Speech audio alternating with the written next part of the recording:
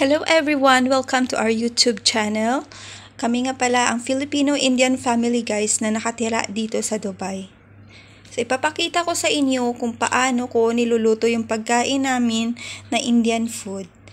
As a Filipino wife of my husband, Indian, nakasanayan ko nang magluto ng Indian food, saka kumain ng Indian food.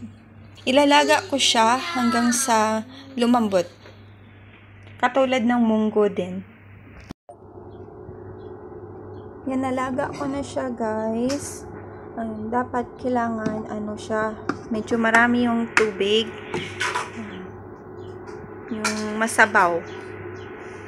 Tapos, tinanggal ko pala itong mga bubbles niya. Kasi daw, nakapagpataas to ng uric acid. Ilalagay ko na itong onion at saka ginger. Hindi na ako maglalagay ng guys, tawag din, ng bawang. Ilalagay na natin. Siya.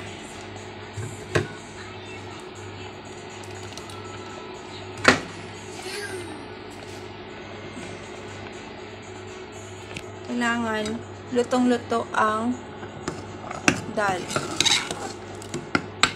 Ito yung mga spices na ginagamit ko guys. Meron ito, turmeric powder, at saka, yan, chili powder. Tapos, itong, sambar masala. So, kasi, yung ganitong dish, hindi kailangan ng maraming spices. At, ito lang siya. Pero sa ibang mga dish, guys, marami talaga akong spices na nilalagay. So, kasi, itong sambar masala, kompleto na siya. Ayan, ganito yung itsura ng totoong sambar. Pero sa akin kasi lang yan. Parang minikos-mikos ko lang.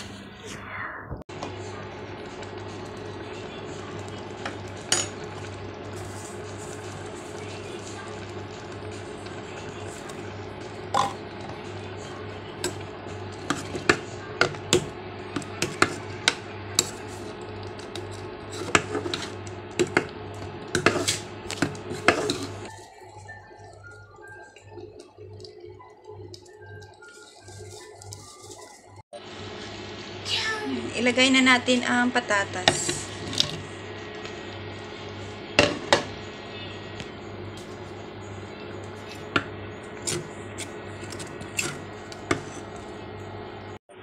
Tapos isusunod natin itong okra.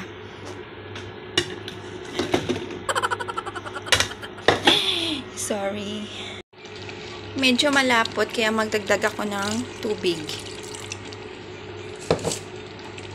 Kasi dapat hindi siya ganun kalapot.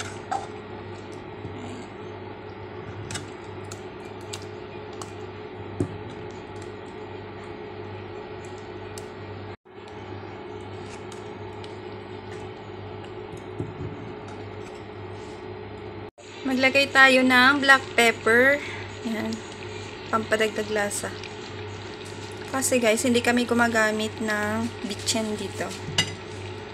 Mga magic syrup. Tatakpan natin. Saka hininaan ko lang yung apoy guys. Hintayin nating lumambot yung okra at saka patatas. Luto na ang ating sambar guys. Ganito siya. Yan. Para siyang lugaw. Pero masarap to guys. Promise. Tsaka ito yung pinaka-healthy na pagkain ng mga Indian kasi wala siyang mantika, wala siyang bitsen. Ayan. Laga lang siya, tapos may mga herbs lang, may spices. So ito na guys ang sambar. Yan. Masarap na Indian food, saka healthy. Thank you for watching guys. Please like and subscribe. God bless us all.